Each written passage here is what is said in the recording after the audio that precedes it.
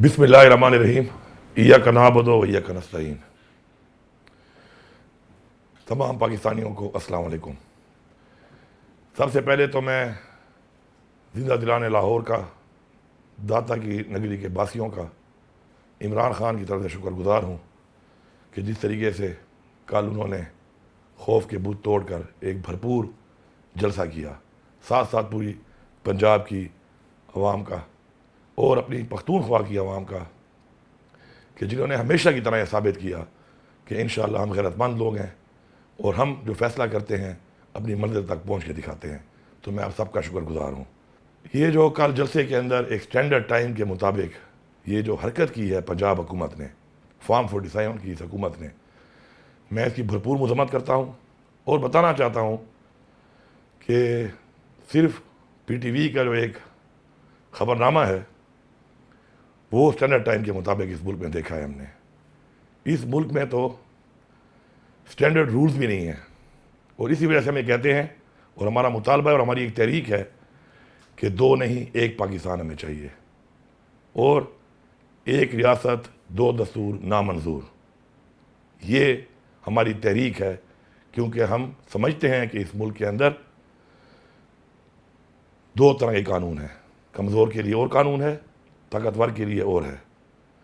और इंशाअल्लाह हम अपनी इस तहरीक को हासिल करने तक इंशाअल्लाह ये तहरीक जारी रखेंगे। और ये जो झूठे बयानिए बनाकर मीडिया के ऊपर ये बार बार बातें करते हैं तो आप कौम को बेवकूफ़ नहीं बना सकते।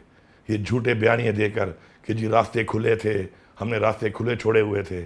2 किलोमीटर तक आपने जलसागाह के साथ एक बाड़ लगाई हुई थी ताकि लोग जलसागाह को डायरेक्ट अप्रोच ना कर सकें और घूम के फिरते रहे। और आपने हर तरफ कंटेनर लगा के और आपने जो हरकत की है, घटिया हरकत की है, तो मेरे ख्याल में ज़्यादा बारिश में नहीं करता। और 5:30 बजे मैं काला शाह काकू पहुँच के लाहौर के अंदर पैरा बैरियर क्रॉस करके उसके बाद जो रुकावटें आपने डाली है वो सोशल मीडिया पे रिकॉर्ड पे हैं। लेकिन मैं इस बार से ये नहीं करता कि कम ज़रफ़ों से उम्मीद करना ज़रफ़ की, मेरे ख्याल में फ़ायदा नहीं है उसका। बहरहाल अगर आप इतने ही आप जमहूरी हैं तो फिर मीनार पाकिस्तान में इजाज़त देते या दोबारा दे दें आप, ताकि फिर हम आपको बताएं कि जलसा क्या होता है और किस तरह होता है। और इस दूर इलाके में सारे लोगों को रुकावटें डालने के बाद जो पूरा लाहौर शहर मोबिलाइज हुआ था वो सब कौम इंशाल्लाह जानती है। मैं सलाम पेश करता हूँ सारी आवाम को। अब मैं ज़रा नवाज़ शरीफ साहब आपकी सियासत के बारे में बात करता हूँ। आपकी सियासी पैदाइश आमरीत के गमले में हुई है और आपकी सियासी परवरिश भी आमरीत के गमले में हुई है। आपने इस मुल्क का पैसा लूटा, बेइंतहा लूटा और आपने उस पैसे से जो जायदादें बनाई, जो फैक्ट्रियाँ लगाईं, जो मिलें लगाईं, जो बैरून मुल्क प्रॉपर्टियाँ ख़रीदी, उसकी पूरी कौम गवाह भी है और पूरी कौम जानती भी है। लेकिन आपको बहुत बड़ी मुबारकबाद देता हूँ मैं, मुबारक हो आपको। आपकी बेटी माशाल्लाह आपसे भी 2 हाथ आगे है। उसी गमले की परवरिश में उसने आपके रिकॉर्ड तोड़ दिए हैं। इसी तरह शहबाज शरीफ साहब, बूट पॉलिसी में चेरी ब्लॉसम आपका नाम रखा गया, लेकिन आपके लिए एक अफसोसनाक बात यह है कि आपकी भतीजी ने इस पॉलिसी में आपको बहुत पीछे छोड़ दिया है। आप अब उसका मुकाबला नहीं कर सकते। बूट बदल भी जाएं, बूट जैसे भी हों, जिस कंपनी के हों, लेकिन आपकी पॉलिश का मैयार पीछे रह गया है क्योंकि आपकी भतीजी ने उस मैयार को बहुत आगे बढ़ा दिया है। अपना मैयार इंप्रूव करें अपनी भतीजी को बीट करने के लिए। और मैं जरदारी और बिलावल आपको ये कहता हूँ कि बिलावल, मैं तुम्हारी गैरत जगाने की कोशिश कर रहा हूँ, जानते हुए कि तुम्हारे में गैरत नहीं है। तुम्हारी शहीद माँ और तुम्हारी नानी, उनकी गैर इखलाकी तस्वीर इसी नवाज शरीफ वगैरह ने हेलीकॉप्टरों से फेंकवाई। और जरदारी, थोड़ी गैरत कर लो। तुम कुर्सी के लिए और इक़्तिदार के लिए और पैसे के लिए हर हद तक जा सकते हो और तुम हर हद तक जा चुके हो। और बिलावल, तुम भी उस रास्ते पे लग चुके हो। करप्शन, इक़्तिदार के अलावा और कोई काम नहीं रहा इस पार्टी का।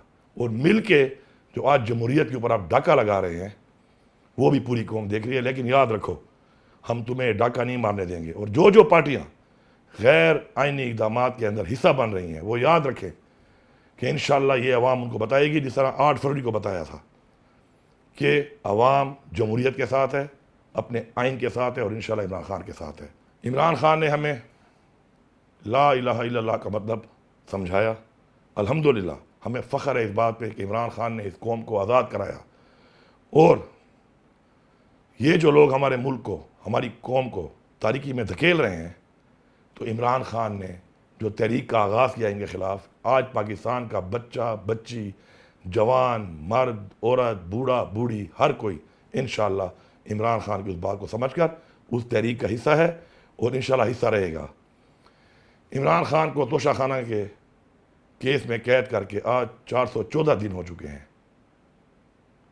اور اس توشہ خانہ کیس میں، اس جیلی کیسوں میں عمران خان نے لیگل طریقے سے وہ کام کیا ہے، لیکن وہی بات کہ ایک ریاست دو دستور، چونکہ قانون کی بالادستی نہیں ہے، تو آج عمران خان کو اندر ڈالا ہوا ہے غیر قانونی طور پر، اور جنہوں نے توشہ خانہ سے انلیگل طریقے سے گاڑیاں نکالی جس کی اجازت ہی نہیں ہے پاکستان قانون میں، وہ آج برجمان ہے ہمارے اوپر۔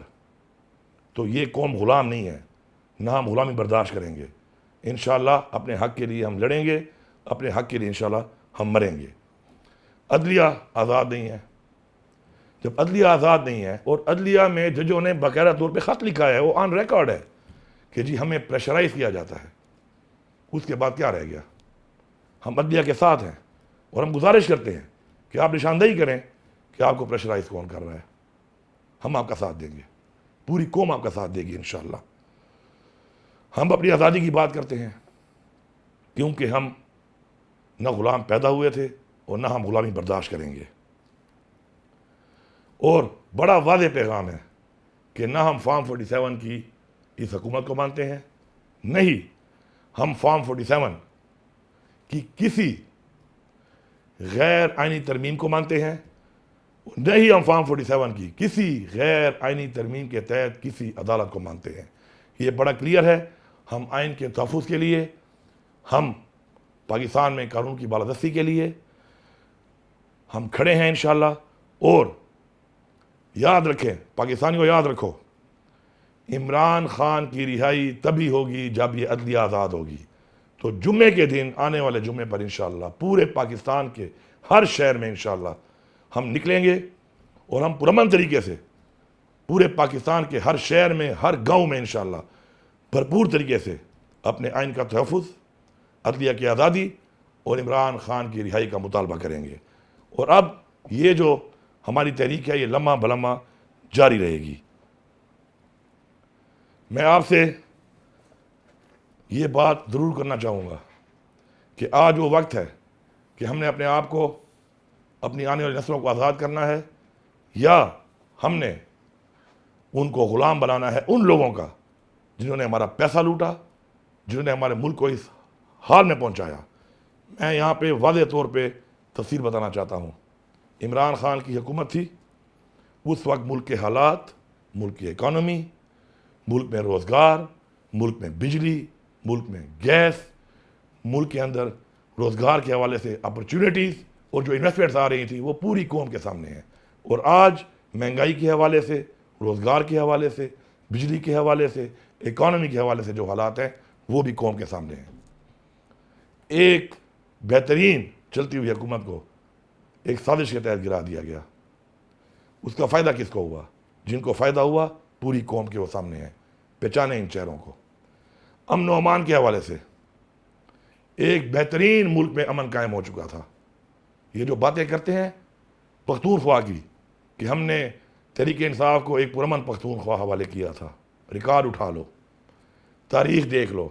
اس سے پہلے جب یہاں پہ حکومتیں گزریں، جو آپریشن ہوئے، جب تحریک انصاف کی حکومت آئی تو کیا حالات تھے، لیکن ہماری حکومت آنے کے بعد یہاں پر بھی امن قائم ہوا، اور ساتھ ساتھ پورے پاکستان کے اندر عمران خان کی حکومت کا ٹینیور دیکھ لیں اور اس میں امن کے حالات دیکھ لیں، کیونکہ عمران خان نے کہا تھا کہ میں اپنی خارجہ پالیسی کا فیصلہ خود کروں گا، اور اسی اچھی اپنی خارجہ پالیسی جو پاکستان کے لیے تھی، اس کے فائدے کی وجہ سے ہمارے اندرونی اور بیرونی جو حالات تھے امن و امان کے حوالے سے ماشاءاللہ بالکل ٹھیک تھے۔ اب اگلے جلسے بھی ہم نے کرنے ہیں، انشاءاللہ آنے والی اتوار پہ میاں والی میں جلسہ ہوگا. میاں والی والوں تیار ہو جاؤ. انشاءاللہ میں آؤں گا, وہاں پر میں جلسہ کروں گا آپ لوگوں کے درمیان میں, اور بھرپور طریقے سے ہم ان کو بتائیں گے کہ جلسہ کیا ہوتا ہے انشاءاللہ. اس کے بعد ہم پنڈی میں جلسہ کریں گے, اور مختلف شہروں میں انشاءاللہ ہمارے جلسے ہوں گے. اور اب میں پوری قوم کو یہ بتا رہا ہوں کہ یہ تحریک اس کے بعد آپ نے لمحہ بلمحہ چلانی ہے. اپنا گزرتا ہوا ہر لمحہ آپ نے اس تحریک کا حصہ بننا ہے. اس طرح ہمیں بتایا گیا ہے, قرآن میں حکم ہے کہ جابر حکمران کے خلاف آپ آواز اٹھائیں. اس کے مطابق ہر لمحے آپ نے آواز اٹھانی ہے. اب جہاں پر بھی آپ نے آواز اٹھانی ہے. میں آخر میں ایک بات کرتا ہوں کہ یہ جو بار بار ایک بات آ رہی ہے کہ جی معافی, کس چیز کی معافی مانگوں میں اور کس سے معافی مانگوں؟ یہ کل سے وہ پنجاب حکومت لگی ہوئی ہے کہ جی آ کے معافی مانگے. معافی پہلے وہ مانگیں کہ جو معافی مانگنے کے اس وقت مجاز ہیں. پہلے مجھ سے معافی وہ مانگیں کہ جنہوں نے میرے لیڈر عمران خان کو باوجود اس کے کہ اس نے صبح گھر سے نکلتے ہوئے کہا کہ اگر مجھے گرفتار کرنا ہے تو میں گرفتاری کے لیے تیار ہوں, اس کو گریبان میں ہاتھ ڈالا. پہلے اس کی معافی ہوگی. اس کے بعد پرامن احتجاج میں میرے لوگوں پر جو ظلم کیا گیا, شہید کیا گیا, اس کی معافی کون مانگے گا؟ آئی جی پنجاب صاحب ضلع شاہ ایک معصوم انسان تھا, اس کو شہید کیا گیا, اس کی معافی کون مانگے گا؟